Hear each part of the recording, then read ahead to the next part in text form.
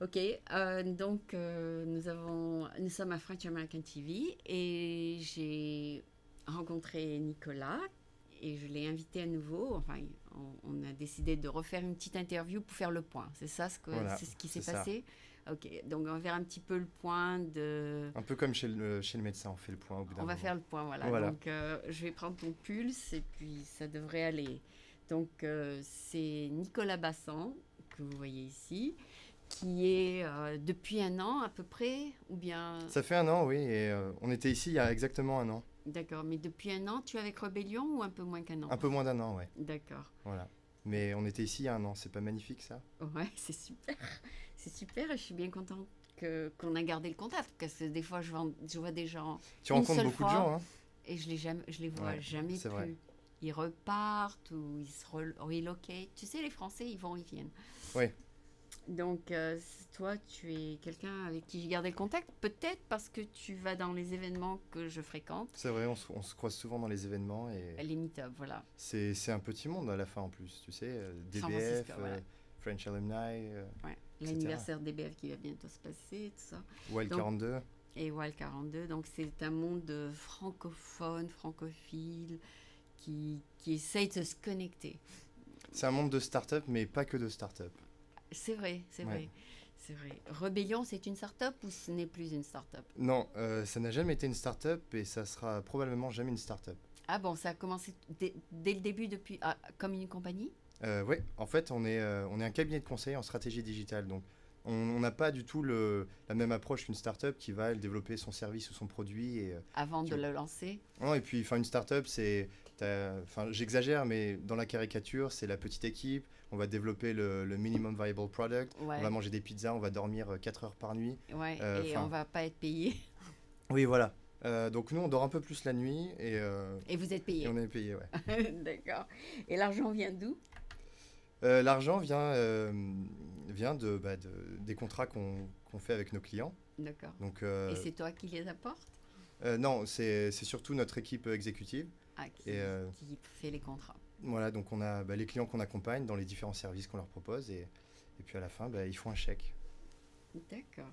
Ils vous essayent d'abord ou ils écrivent le chèque avant? Euh, c'est, Ça peut être Ou l'un ou l'autre? oui, ou l'un ou l'autre, mais on a des clients qui nous font confiance. Et donc la plupart de nos clients sont des gens qui nous connaissent déjà à travers, enfin voilà, on a déjà fait plusieurs missions avec eux. Donc Mhm. on développe une relation de confiance comme ça. D'accord. Et tu as amené des clients ou bien c'est pas du tout ton rôle? Non, c'est pas mon rôle. Pas du tout. Moi, je travaille à la fois sur la création de propositions commerciales, Ouais. c'est-à-dire quand on a un de nos clients qui nous dit voici ce que j'aimerais faire, donc il y a une solution à designer. Et Je, c'est toi qui fais ça je travaille là-dessus. avec une équipe? Voilà, en fait, on a deux bureaux maintenant. On a Auckland, donc San Francisco, et Ouais. Las Vegas. Tu peux être à San Francisco? Enfin, non, on est à Auckland, on est juste en face. Ah d'accord, d'accord. Auckland et Las Et Vegas. Las Vegas, voilà. Et Las Vegas, c'est pour s'amuser ou Ah c'est bah un non, on vrai travaille bureau? aussi à Las Ah, Vegas. vous travaillez, oui. On a en fait, Las Vegas, comme tu le sais, c'est une destination de shopping très forte. Ouais. Et nous, on se spécialise de plus en plus sur ce qu'on appelle le digital retail, donc Ah, comment amener le digital en magasin dans l'espace physique. ouais, Et donc ouais. Vegas, c'est un terrain intéressant pour expérimenter tout ça. Qu'est-ce qu'ils vendent? Les shows? Non, c'est-à-dire que tu sais que quand tu es autour du strip, tu as une pléthore de magasins, Oui.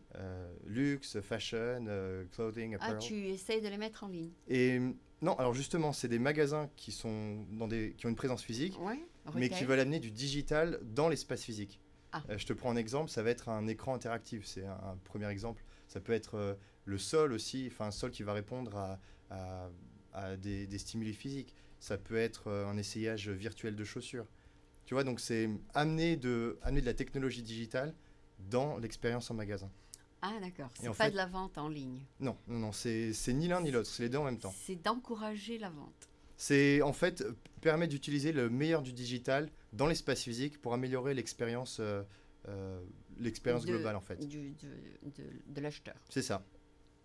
Et donc D'accord. nous en fait on travaille à cette intersection entre le monde physique et le monde digital qui est de plus en plus flou. D'accord. Oui, oui, on voit de plus en plus de vidéos dans les magasins maintenant. Voilà, c'est un premier exemple. On voit beaucoup de vidéos, Tu vois, maintenant, tu as les technologies du Indoor Positioning System Ouais. pour, Pour faire en montrer sorte les articles et tout ça. voilà, quand tu passes dans un certain rayon, on va pouvoir te pousser Montrer. des offres spéciales avec un temps limité. Mhm. Voilà, donc c'est des exemples Du digital dans du le digital magasin. dans l'espace physique. Ah, ça doit coûter cher, ça. C'est pour ceux qui ont beaucoup de revenus, non? Parce que pour produire la vidéo, déjà, c'est quelque chose. Ouais. Hein? Mais nous, on travaille surtout avec des marques de luxe, Ouais. essentiellement donc dans le luxury ou fashion. Ouais. Et, Et ils donc, ont c'est les des budgets. marques qui ont... La notion de branding est très très importante. Hmm, ok. Voilà, tu vois... De savoir où ils sont vendus, tu veux dire? non, c'est-à-dire de savoir quelle expérience on peut donner à ses clients Mhm. et à travers quelle histoire on arrive à le raconter. Ah, Parce que quand tu achètes, par exemple, un sac à main à 3000 $, ouais. tu sais très bien que le sac à main, le produit, par rapport à un sac à 500 $, c'est la même chose. Donc tu n'achètes pas un produit, tu achètes une expérience à côté, tu Ah. achètes un attachement à une marque, ça peut être un attachement à une communauté, pourquoi pas. Hmm, Donc c'est... et tu payes plus pour ça. Oui, tu payes plus pour ça et c'est là que le digital aujourd'hui aide à construire tous ces Ce mécanismes. lien, d'accord. Donc, mais quand tu dis que un sac peut être cher à 500 $, c'est pas le même, si? Non, c'est pas le même, mais qu'est-ce qui pour toi fait la différence entre Un faux ou un vrai? par exemple, mais tu achètes un sac à 500 $, ce qui est déjà très cher, Mm. ou un sac à 3000 $. Qu'est-ce qui a fait que tu voulais celui à 3000 $? Ben, le fait peut-être que tu as acheté dans la boutique elle-même Oui. et tu es sûr que c'est le bon. Mais si tu l'achètes sur le magasin en ligne de la marque, tu le payeras aussi 3000 $. Donc Ouais. quand tu vas en magasin, tu ne payes pas un premium pour l'avoir acheté en magasin. Non? Ce que tu payes, c'est entre guillemets la confiance que tu vas Avoir avec le avoir vendeur. avec cette marque, peut-être l'équipe dans le store local. Mhm. Et donc Et tout tu ça- sais que tu peux revenir pour le réparer là-bas et tu sais qu'il a une présence physique, c'est ça? Non, non, c'est juste que, en gros, si, quand on a des catégories de produits comme ça, premium, Ouais, la notion de prix n'est plus importante. d'accord. C'est Le- plutôt la notion voilà, de... comme disait Google, le zero moment of truth, quand tu vas te décider à acheter, c'est basé sur autre chose. Et je reprends l'exemple du sac à 3000 $, C'est autre chose. c'est autre chose. Ça va être, encore une fois, Émotionnel, voilà, ça c'est peut être émotionnel. ça peut être aussi le statut. Status. Ça va te donner un statut, voilà, ça peut être tout un tas de facteurs. Ouais. Et ces facteurs, il faut les construire. Ouais. Il faut qu'il y ait des gens, des marketeurs, Il faut que des gens reconnaissent le nom de sac. voilà. Et tout ça, il faut que, enfin, entre guillemets, il faut que ces messages, la marque puisse te les transmettre. Ouais, Et donc tout ça, ça passe aujourd'hui beaucoup par le digital. c'est Un vrai. exemple tout bête, les réseaux sociaux. Mhm. Tu vois, il y a un énorme customer engagement qui passe par les réseaux sociaux. Parce que sur un réseau social, on construit un dialogue avec une marque, on interagit aussi avec ses pairs, donc les autres consommateurs. Et tout ça, voilà, ça crée en fait un lien entre la marque et toi. Ce qui fait Oui, que... les réseaux sociaux, c'est-à-dire c'est de la pub que les gens cliquent rarement dessus et puis Non, c'est c'est pas- surtout une photo qui va. C'est pas que de la pub. On prend, imaginons, donc toi tu es sur, on va citer Facebook. Ouais. Tu vois on va dire une campagne de publicité avec photos, vidéos et peut-être un jeu, on va dire un Mhm, quiz. mhm. Tu vois qu'il y a des gens dans tes cercles d'amis qui se sont intéressés à ça. Ça génère une conversation. Toi, tu vas commencer à t'y intéresser. Donc dans ta démarche d'achat, tu amènes une notion sociale. D'accord. Et cette notion sociale, aujourd'hui, elle existe essentiellement à travers le digital. Ah bon, d'accord. D'accord, moi je regarde pas ce que mes mes amis, comme on dit, pas Ouais. mes amis, mais ceux qui sont sur mes réseaux sociaux s'intéressent. J'ai pas le temps de voir à quoi ils s'intéressent. D'accord. Il y a une règle essentielle après en marketing, on dit ne jamais croire que tu es le consommateur moyen. Tu vois, quand on te présente des faits chiffrés et prouvés Mm. et que ta première réaction, ça va être de dire ah mais non, moi je suis pas comme ça, donc c'est faux. Ouais. C'est pas une bonne réaction. Non? Enfin, Ça peut être la réaction des autres, mais pas la mienne, c'est ça? ça sera le comportement le plus général, Ah, celui d'accord. qui aura été prouvé comme un comportement de masse, même si Par- toi tu fais différemment. Ah, d'accord, d'accord. Oui, c'est vrai que je représente pas la majorité. Voilà. Et c'est vrai que c'est quelque chose qu'on a parfois tendance à oublier quand Quand on donne son opinion. Voilà, quand on a ces réalités, ces statistiques ou ces nouvelles tendances de consommateurs je suis d'accord digital. là-dessus 100% parce qu'avant, moi, je jouerais jamais à un jeu sur un mobile. Voilà. Et c'était complètement faux parce que moi, j'ai dit, la seule chose que je veux voir sur un mobile, c'est les nouvelles sur CNN. Et pourtant, comme tu dis, la majorité préfère jouer. Donc moi, je suis vraiment pas la personne. Tu n'es pas le consommateur moyen. Je ne suis pas le consommateur moyen du tout. Donc c'est vrai. Donc je me suis rendu compte quand j'avais dit ça que j'avais complètement tort. Parce que je me dis, mais personne ne va jouer sur un mobile, c'est une perte de temps. Et je me suis rendu compte que les jeunes, ils adorent c'est exactement ce qui s'est passé quand Apple a décidé de sortir donc le premier iPhone, tu sais, c'était en 2007. Ouais. Et les gens se sont dit, mais il n'y a pas de clavier. Personne ne va écrire un email, c'est impossible. Ouais. C'est une conception qu'on n'arrive pas à relier ensemble.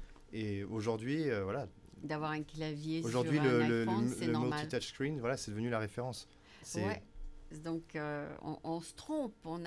C'est-à-dire, quand on forme une opinion oralement, on jump sur la première idée qui nous tombe dans la tête et on ne regarde pas les statistiques, enfin, parce qu'on n'en a pas peut-être. Mais il y a deux choses. Alors, par exemple, quand les smartphones sans clavier sont arrivés, on n'avait pas de statistiques. C'est un marché qui a démarré from scratch. Ouais. Donc, les statistiques, c'est bien quand un marché est un peu mature et tu as reçu du feedback. Ouais. Mais quand tu crées le marché, là, c'est une question de vision. Et c'est pour ça que, on dira ce qu'on veut sur Steve Jobs, mais ce que les gens reconnaissent, c'est qu'il a eu une vision. Il a une vision. Ensuite, quand 3 ans après, il a sorti la tablette, donc l'iPad, les gens aussi pouvaient se dire, mais c'est pas un téléphone, c'est pas un ordinateur, qu'est-ce que c'est? Et regarde, en 3 ans... iPad, ça se vend plus que n'importe quoi. Oui, en 3 ans sur le marché, les shipments d'iPad ont dépassé ce qu'avait connu le desktop depuis 1995. Exactement, il y a plus de iPad vendus que de desktop. Ouais. Et sur sa première année de commercialisation, par exemple, l'iPad a connu une croissance 3 fois plus supérieure à celle de l'iPhone, qui était déjà un succès commercial énorme. Ouais, donc on se trompe. Hein, on se trompe, c'est pour ça qu'il n'y a pas de vérité. Et toi, quand tu fais tes pronostics à tes clients, tu te trompes? Tu peux te tromper? Alors en fait, nous on a une démarche, on commence par ce qu'on appelle de l'awareness. On apprend à nos clients à comprendre en quoi le digital est important parce que c'est en fait toute une série d'éléments qui changent leur business model, qui impactent le business model et qui le menacent. Donc ils doivent utiliser ces nouveaux moyens digitaux pour l'adapter et pour en fait... Tu leur dis tester 3 mois et puis on se reparle dans 3 mois? Non, justement, on travaille sur cette phase de test. Ah, d'accord. Donc, comme tu le sais, le conseil, c'est tu accompagnes une autre entreprise. Donc, ça veut dire que tu les aides à essayer de formaliser un problème. Oh, non, d'accord, un problème. Voilà, avant de parler de profit, tu formalises un problème et on voit dans la roadmap où sont les points qu'on aimerait atteindre. Et donc, on aide à implémenter tout ça. Mais le but final, c'est d'augmenter les revenus. Oui. Le but final. Le but final, on fait du business. On fait du business. C'est bottom line. Est-ce que bottom ça line, a fait it's to une make différence? money. Est-ce que ça a fait une différence? C'est ça. Et toi, tu regardes toujours ça avant de faire des propositions. Si ça va coûter trop cher, tu ne vas pas leur proposer. Nous, on est, comme tu le sais, on s'appelle Rebellion Lab. Donc, on aime bien faire les choses à notre manière. Et nous, ce qu'on voit, c'est la capacité de transformation dans les missions qu'on peut faire. Et tu ne regardes pas leur budget? Si, bien sûr, mais c'est avec un budget équivalent, tu peux faire quelque chose de facile ou tu peux faire quelque chose qui va vraiment transformer profondément un business. Et nous, on aime travailler avec des gens, on aime choisir nos clients et travailler avec des gens qui sont capables de comprendre les transformations profondes qui devraient apporter à ce business. Qui devraient effectuer avec le digital. Est-ce que vous faites comme Salesforce, ils disent « think big ». C'est-à-dire, ne regardez pas le petit morceau que vous avez, regardez la grande image. C'est ça ce que vous faites? Oui, il faut faire les deux. Il faut prendre des risques et il faut regarder... On dit même « think bigger ». Think bigger. Voilà. Ah, d'accord, think big. C'est-à-dire, il y a des gens qui disent « Oh non, je ne peux pas, je n'ai pas les moyens, je vais penser petit ». Donc, de think big, on trouvera les moyens plus tard, c'est ça? Think big, ça peut être aussi s'attaquer à un seul problème, mais en comprendre toute la globalité. Ah, d'accord. Par exemple, je reprends l'exemple des réseaux sociaux, quelqu'un qui va te dire il faut que je renforce ma stratégie sur Facebook parce que j'ai très peu Et alors, très peu de likes. ouais, C'est pas ça. c'est pas ça. La vraie, enfin la globalité derrière, c'est de se dire, Est-ce que ça va m'apporter du revenu? ça va être d'abord de se dire comment je construis un dialogue et j'arrive à engager ma communauté. Ah, ça c'est Et ensuite, important une fois que aussi. j'ai engagé ma communauté, J'augmente les viewers. ensuite, J'augmente les... bah, une fois que ta les communauté est utilisateurs. construite, tes gens seront plus susceptibles d'acheter tes produits. Ah, d'accord. D'accord. Donc d'abord, tu fais une petite stratégie de ce que tu vas leur dire dans ton Facebook. Et après, tu vois si ça marche. Et après, tu augmentes la communauté. C'est ça. C'est ça ce que vous faites. D'accord. Mais il y a beaucoup de gens qui disent, bon, pour moi, Facebook, ça marche pas trop, mais je le fais quand même parce que tout le monde le fait.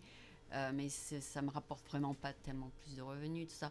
Mais c'est pour keep up with the Jones, pour faire ce que tous les autres font. Mm. C'est un peu ça, non? C'est... Ça marche pour certains, bien sûr, mais je ne sais pas si c'est vraiment, Ouais. souvent, si c'est vraiment ce qu'il faut De faire. toute façon, il y a jamais de... Le seul secret, c'est qu'il n'y a pas de secret.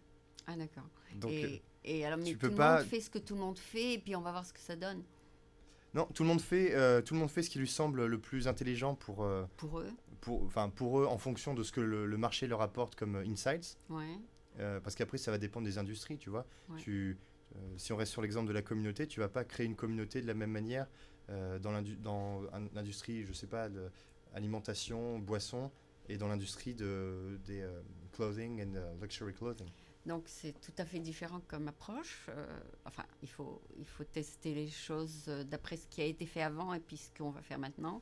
C'est le gros problème, si on reste sur cet exemple des réseaux sociaux, c'est que comprendre les moyens d'engagement avec ta communauté et avec tes clients, c'est ça le plus difficile. D'accord. Et donc, toi, tu as compris tout ça en un an? Non, non, ça prend toute une vie à comprendre tout ça, mais Ah ouais. Non, non, mais c'est dire, est-ce que ce que tu as appris, tu connaissais avant d'arriver aux États-Unis est différent de ce que tu as pu expérimenter maintenant? oui, parce que la première raison, c'est que En France et l'esprit en business, Amérique, c'est pas du tout le même, tu vois. Ici, on est face à une forme de communication beaucoup plus ouverte entre D'accord. les entreprises. Les gens sont ouverts pour parler de leur business. Donc ça, c'est quelque chose qui est très très différent. D'accord. Et non, mais est-ce que tes approches que tu as utilisées avant 2013 sont différentes de ce que tu utilises maintenant? C'est-à-dire, est-ce que tu as appris quelque chose sur le terrain? Oui, parce que avant, je travaillais en innovation essentiellement, business model innovation et cross-canal. Ouais. Et maintenant, je travaille vraiment que sur le digital. Donc Ah, c'est ta spécialité. on fait du conseil en stratégie digitale. C'est Ah, notre, d'accord. c'est notre credo. C'est comme ça que vous avez commencé? Oui, c'est-à-dire aider des grandes entreprises internationales à construire et renforcer leur stratégie digitale. Et ce genre de travaux, ça prend souvent effet dans des cadres de plans de transformation très lourds. Tu sais, dans des grandes entreprises, aujourd'hui, l'impact du digital, il est énorme. Et ce genre de plan, c'est des gros projets. Et tu as appris ça à Rebellion. Oui. Et nous, voilà, on travaille sur la partie stratégie. Alors après, tu parlais de Salesforce, par exemple. Nous, on ne fait pas du tout d'implémentation de système d'information, on ne fait pas de site web, etc. Nous, on travaille sur les lignes directrices, les lignes stratégiques, en fait.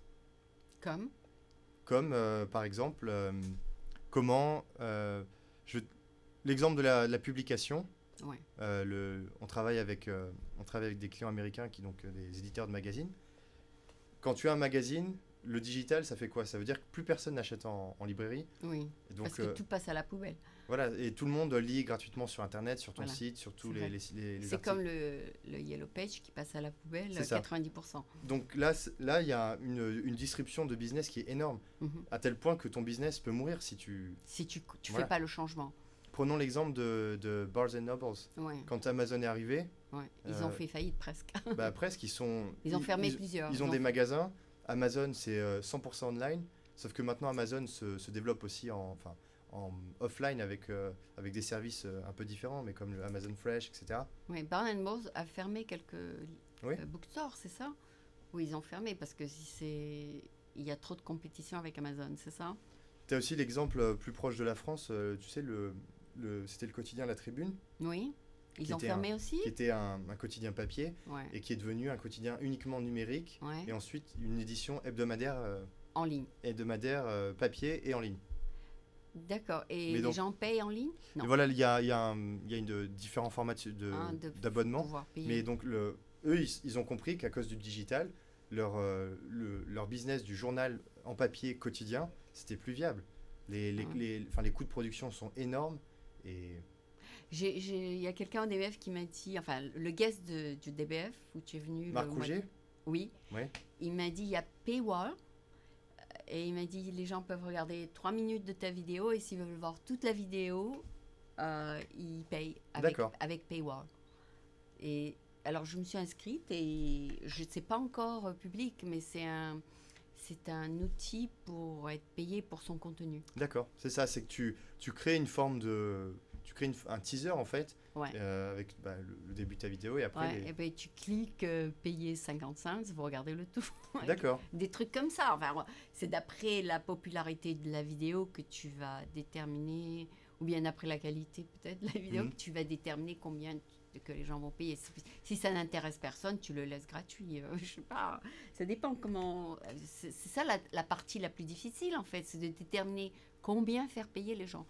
mais de toute façon, il y a surtout ici en Silicon Valley, il y a des bonnes idées, il y en a partout. Ouais. Tout le monde te dit j'ai une super idée, Ouais. mais les idées elles sont partout. Ouais. Le problème c'est comment transformer une idée en un projet viable, c'est-à-dire exécuter ton idée. Ouais. Et là il faut trouver un business model derrière. Mhm.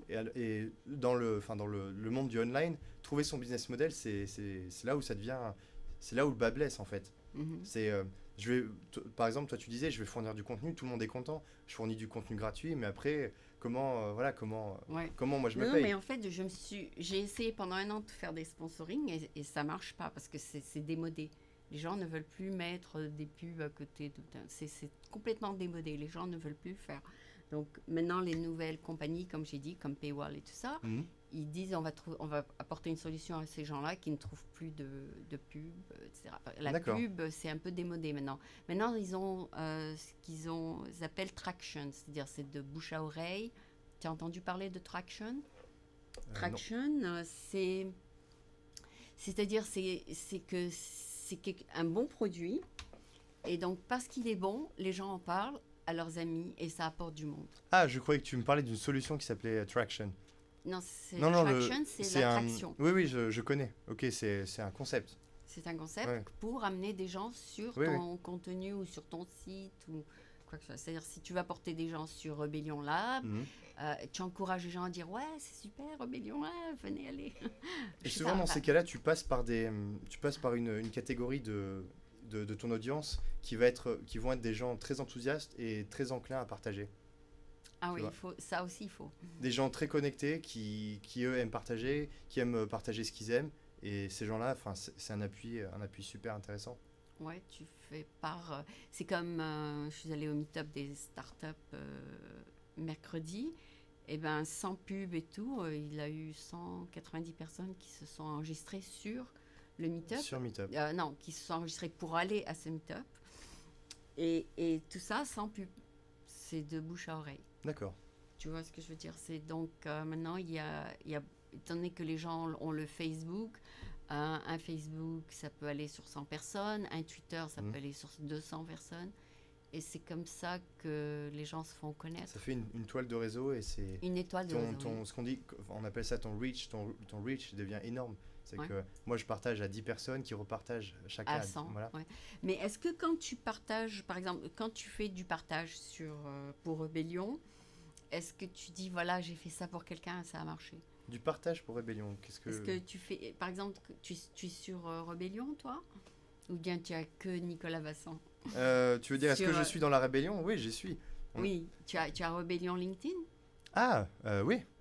Donc, est-ce Bah, que toute tu as le façon- droit de dire, regardez ce que j'ai fait De toute façon, aujourd'hui, sur n'importe quel réseau social, ton identité, Se voit, réelle, elle se elle est voit. liée à toute ta vie. Et toute ta vie, c'est quoi? C'est ce que tu aimes, Et ce que pour tu qui tu fais, travailles. voilà, ton travail, c'est toutes tes activités. Donc, Ah oui, sur ton LinkedIn, on voit que tu travailles pour Rebellion. ah bah oui, heureusement.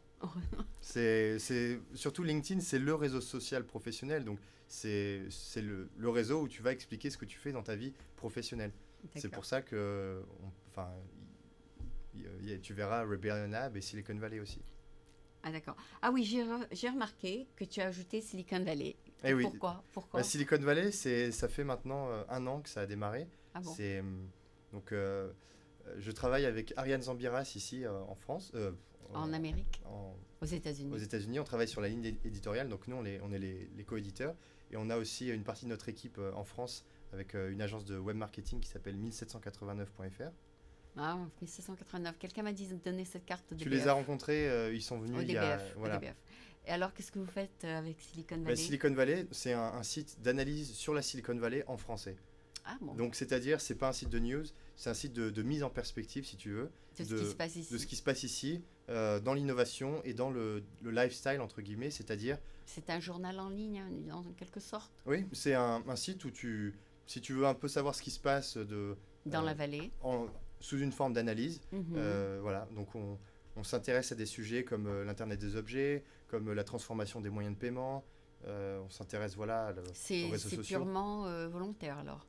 C'est-à-dire tu fais ça pour le pleasure, c'est pas...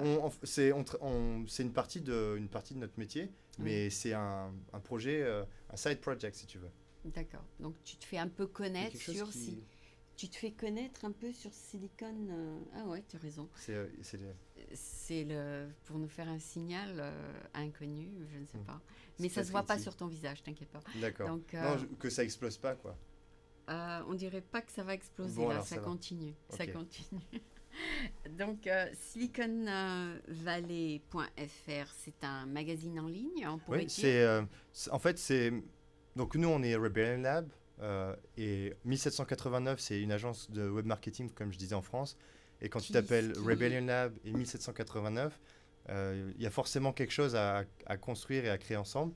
Donc, vous avez créé Silicon Valley? Voilà, donc de notre côté, c'est Dominique Piotet, le fondateur de Rebellion Lab, oui. Qui a cofondé ça. Et du côté français, c'est Michael Hainaut, que tu as rencontré à DBF. Et tu fais partie de son groupe aussi. Voilà, donc moi, je travaille avec Ariane, que tu connais aussi sûrement, sur la ligne éditoriale, les contributeurs, etc. D'accord. Et donc, c'est séparé de Rébellion. Vous avez quand même un petit lien. C'est une activité de Rebellion Lab, si tu veux. Ah, c'est une activité. C'est une activité qu'on fait à côté. Voilà, en partenariat avec 1789. D'accord. Donc vous contribuez. On contribue en fait à. Et vous mettez contributeur au Rebellion Lab. Non, en fait, quand on contribue sur Silicon Valley, on contribue en tant que, par exemple, coéditeur de Silicon Valley. Pas en tant que stratégiste. Pas forcément, parce que ma vision que j'ai sur Silicon Valley, elle est liée à d'autres choses aussi. D'accord. Tu vois. D'accord, ça peut être autre chose, la bouffe. Voilà, par exemple, Ariane, encore une fois. Le BART, ouais.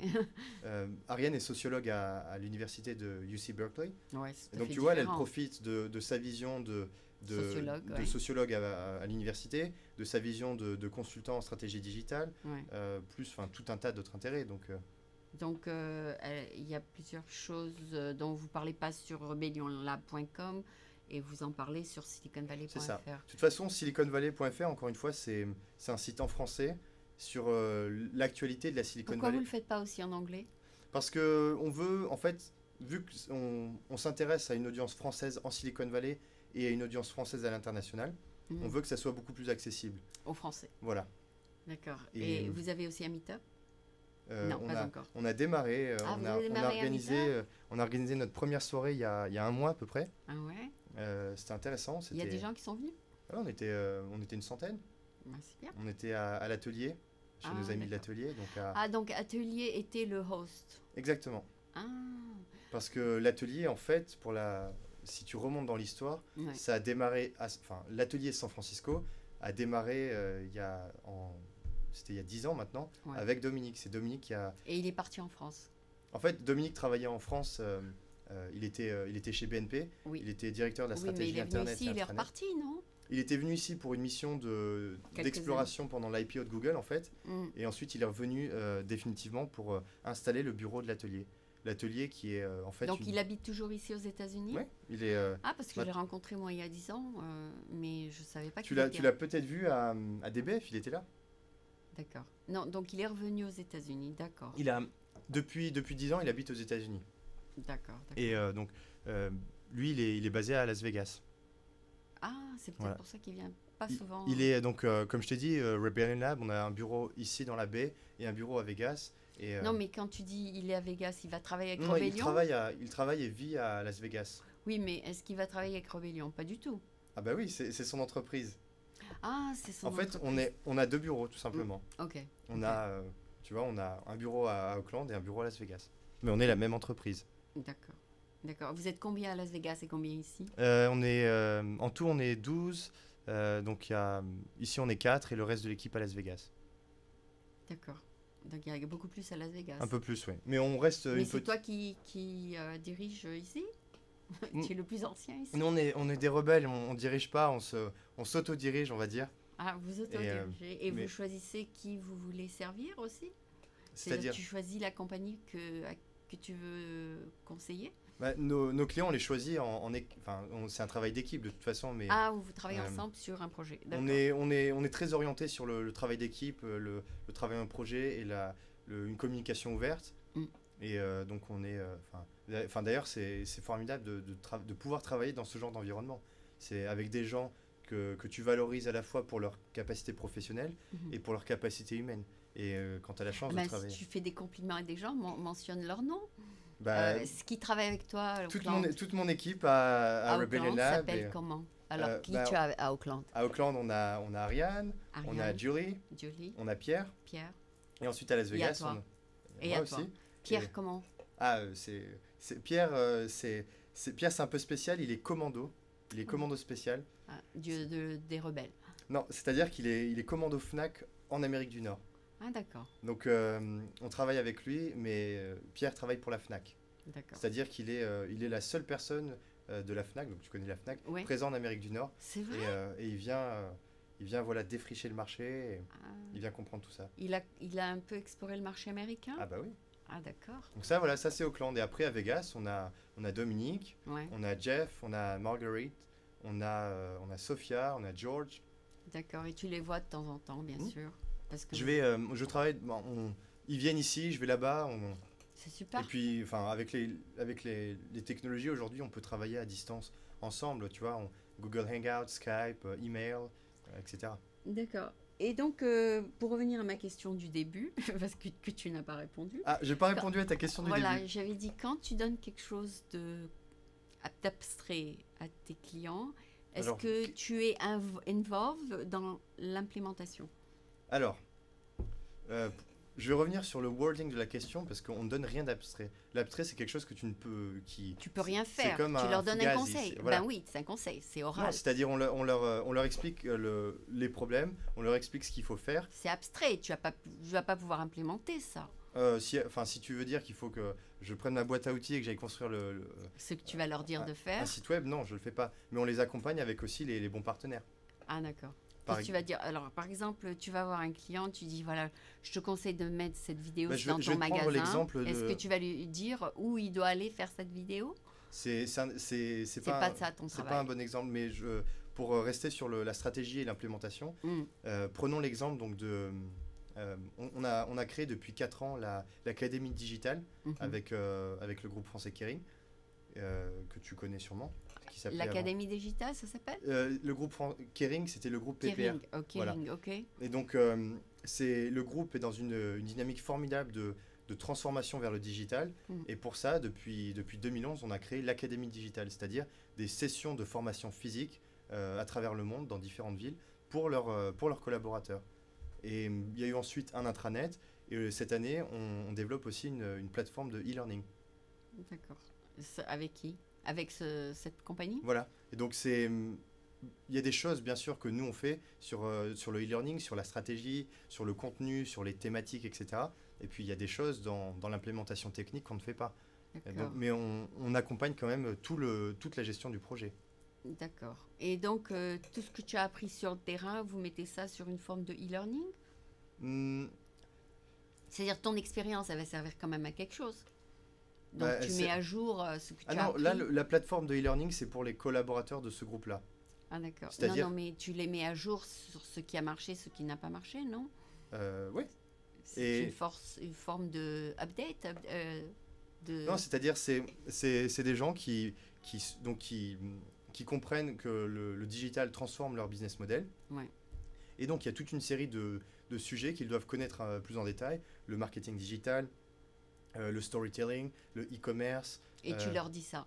Et donc, nous, on a construit le contenu, par exemple, pour toute cette plateforme. Et on les aide dans la gestion de ce projet. D'accord. Donc, tu les aides à documenter ce que tu conseilles, un peu. Enfin, ou ce que c'est que le digital. Voilà, c'est ça. Ce qui est le digital. Donc, tu documentes tout ça. C'est ça. D'accord. Et tu as appris tout ça sur le terrain. Tu l'as appris ici. Après, enfin, c'était pas que moi, c'est tout le monde. Hein, mais donc, on a dans notre équipe, on a par exemple Marguerite qui est notre Chief Strategy Officer qui nous aide sur les directives, les lignes de conduite. Et dans ce cas-là, dans le cas de ce contenu de la plateforme, voilà, c'est un soutien de premier plan. D'accord. De toute façon, quand tu travailles dans une équipe, tu fais rien seul.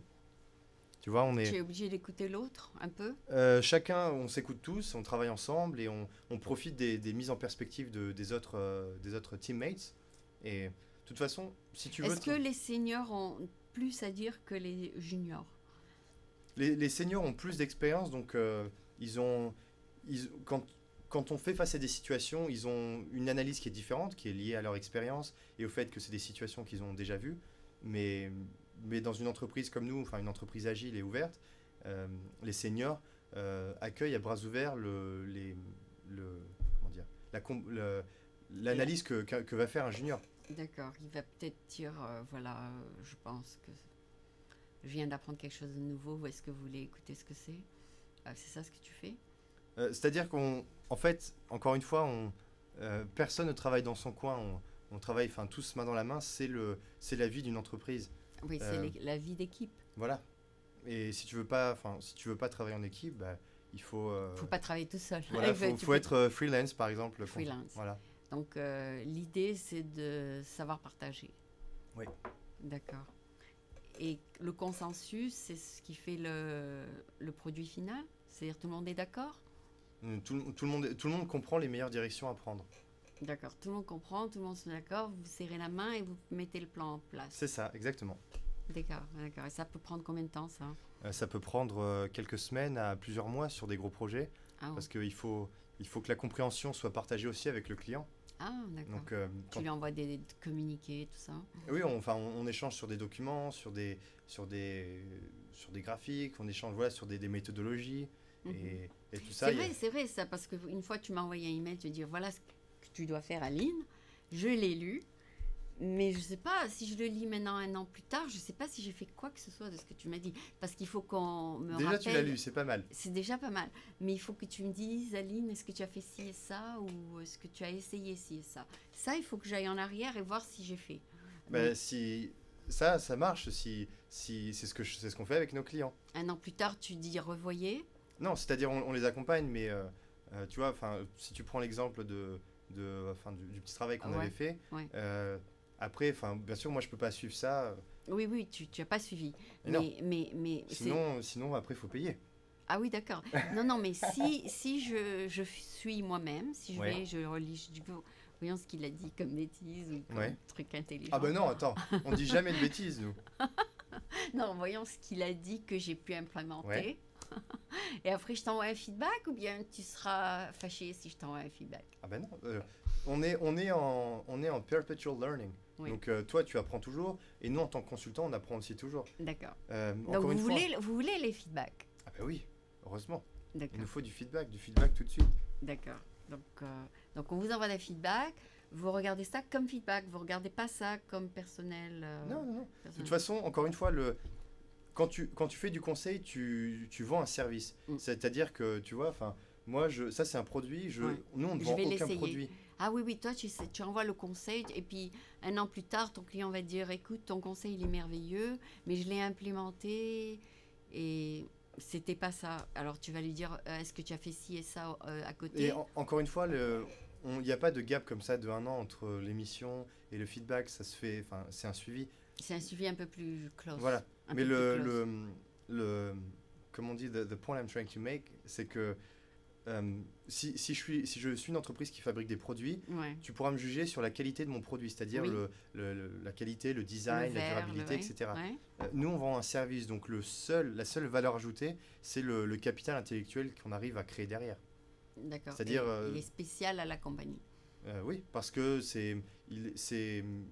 il se retrouve à une intersection entre des Ce qui est fait clients, en général. Et entre ce des clients, ce des qui est bon. problématiques, et en interne, une équipe et des valeurs. D'accord. Nous, enfin, on a des valeurs très fortes qu'on veut. Est-ce Bon. que vous envoyez par exemple des surveys à vos clients pour savoir si ils étaient satisfaits ou pas? Non, on n'est pas à ce niveau-là de relation. On échange avec eux, mais on va pas faire du survey. Non, Non. non, un survey anonyme pour savoir si ce que vous avez fait est bon. Non, on fait pas ça. Comment vous allez savoir ce que vous avez fait est bon? Parce qu'on est en échange continu Constamment? avec Ah, avec d'accord. nos clients, donc ils sont. Et ils nous- sont francs avec vous? Ils vous disent la vérité? Ah oui, on travaille en fait avec Pour nos leur cli- meilleur bien, enfin pour leur meilleur Ouais. outcome, c'est ça? On travaille avec souvent le CEO et le comité exécutif de nos clients ou le comité digital, etc. Donc on est on est en interaction constante avec ces gens qui sont les preneurs de décision dans les entreprises pour lesquelles on consulte. Mhm. Donc eux, ils n'ont aucun intérêt à nous cacher ce qui marche et ce qui ne marche pas. D'accord. Mais s'il y a quelque chose qu'ils ne veulent pas vous dire, est-ce qu'ils peuvent le dire à une troisième personne dans la compagnie? Qui serait la troisième personne? Quelqu'un qui travaillerait pour Rebellion Lab et qui voudrait savoir s'ils sont contents de l'équipe. Est-ce qu'il y a, D'accord. il y a une telle personne dans ta compagnie? Non, il n'y a pas de. Mais j'ai du mal à visionner la personne que tu pourrais imaginer. C'est Une personne qui ferait une sorte de survey, de savoir si le client est content? Je sais pas. Enfin, c'est quelque chose qui m'est venu dans la tête.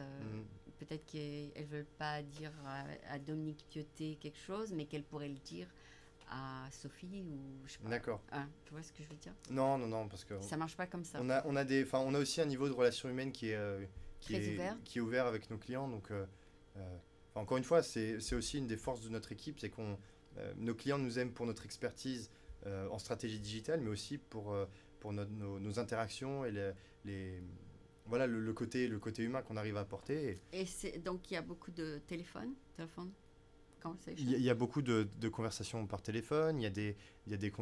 Quand c'est nos clients à l'étranger, il y a des visites lors des voyages. Mhm. Notre équipe donc d'exécutifs voyage beaucoup en Europe, sur la côte est, etc. Pour Donc voir ce qui se passe là-bas aussi. oui, parce que le contact physique aussi avec les clients, c'est important. D'accord. Vous avez des clients en Europe? On a des clients en Europe, donc France, mais aussi d'autres pays d'Europe, Ouais. États-Unis et même maintenant Océanie, Ah, super, super. Donc Australie. tu vas ouvrir tes horizons alors. Donc c'est pas je, c'est nous. C'est Vous allez ouvrir vos voilà, horizons. on est déjà en train d'ouvrir. Plusieurs autres marchés. C'est ça. Et on fait. D'accord. On est sur un. On va faire un petit résumé en anglais, En qui anglais ne sera pas aussi long. Eh oui. Donc, Du coup, le résumé en anglais, c'est pour ceux qui. qui n'ont pas tout compris. D'accord. J'espère Ok. qu'ils sont encore là. Hein. Oui. Je sais pas s'ils nous voient, mais on a envie de leur dire ne quittez pas le navire, restez là. C'est maintenant que vous allez tout comprendre. D'accord. So, we have with us Nicolas Bassan. Thanks for having me. Oh, thank you for being here. It's a pleasure to see you again. I wanted to introduce him first because you might not know him. Maybe you saw him 2 years ago, but a year ago. Yeah. 2 years ago would be too long. Too far away. Okay, so Nicolas is here, and he is a strategist, I would say, no? An counsel, You can say a digital strategist. a digital strategist. Yeah, because we do digital strategy, so. Okay.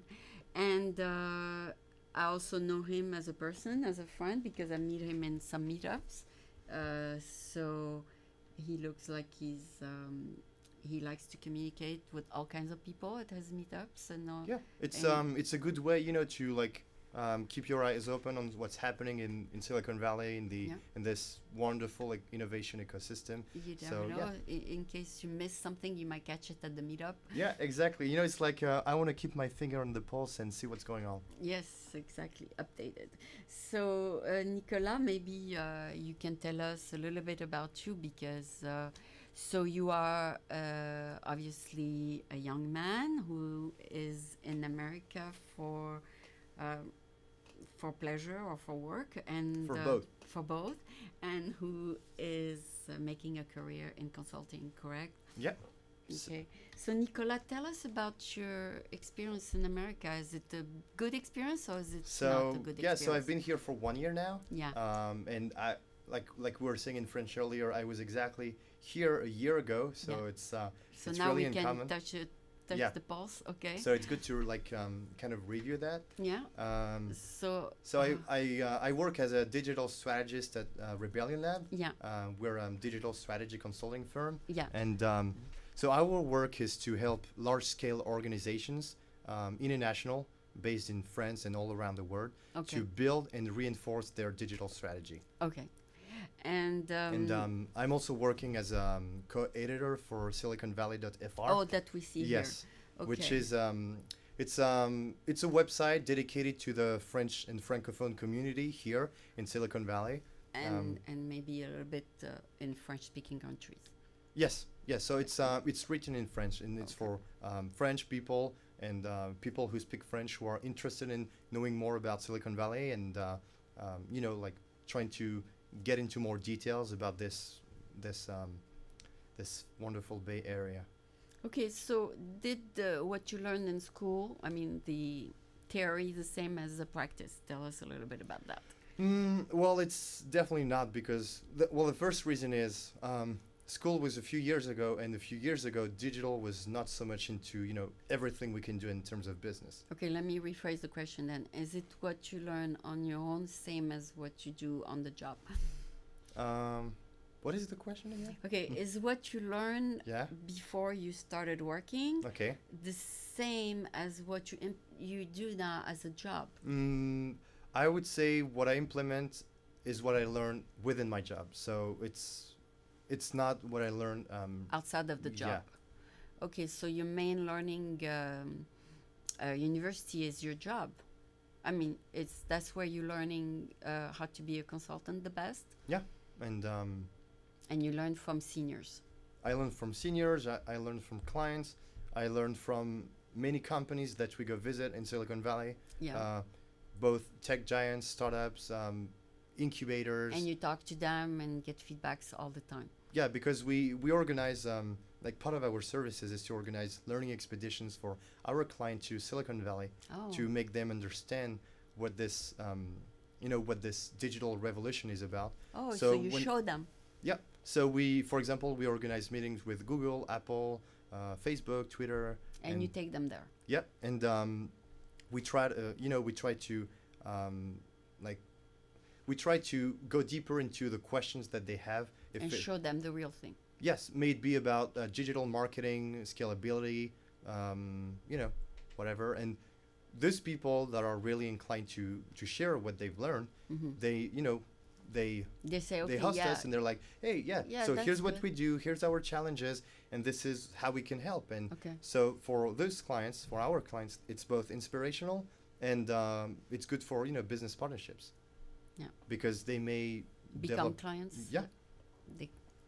So you open the horizon first to show them, and then you contact them, say, hey, become our clients, we can implement what you saw. Yes, we are like digital transformation enablers. So we help our clients undertake digital transformation plans that are like huge in terms of impacts and things to disrupt. Yeah. And we try to help them achieve that. Ah, okay. And then before you help them achieve that, do you tell them, before I even open my mouth with you, my first hour is $150? Is that's not the... No, we're not lawyers. Oh, you're not We're lawyers. not lawyers. You're we're not consultants. Lawyers. Okay. We're nice people. So what is... I don't know if my lawyer is listening to me. I'm sorry. No. What I'm saying, what's your approach if you're not lawyer? Oh, You're not so going I to say. think my lawyer is calling me right now. Do you put the client on the clock, or you No. put them on some kind of contract first? We work on contracts, so we establish what needs to be done, and based on that, they pay like a certain service fee. Yeah. But it's not like, oh, we talked for 20 minutes on the phone, so I'm gonna charge you for like. Because what if you gave them an advice on the phone? It's free? No, but it's part of the relationship, and it's an advice to make sure the project can be established and can be a success. So you make sure you don't give them real advice for No, free. Of course, we give them real advice because. No, if- but I mean the free part, you don't gonna give them something that Well, you usually charge for. I have to say that's the tricky point about being a consultant. Yeah. There's always like a proposal part that Yeah. is there's a part where you engage the relationship. Yeah. So you tell the client, here's what I can do to help you. Yeah. But this part you cannot be like paid for it. You Yeah. cannot charge them because it's only how you try to get them to hire you. Yeah, so you give them a little bit. Oh yeah. So it's part of the game. You have to build your proposal and see make them understand what you can do and what are your skills that you can build upon to try to help them. So you have to tell them a little bit. Oh yeah, you have to. And then, Otherwise, you won't be hired, and if you don't get hired, you don't work as a consultant. okay, so and then the part that's paid is the part where you do the follow-ups.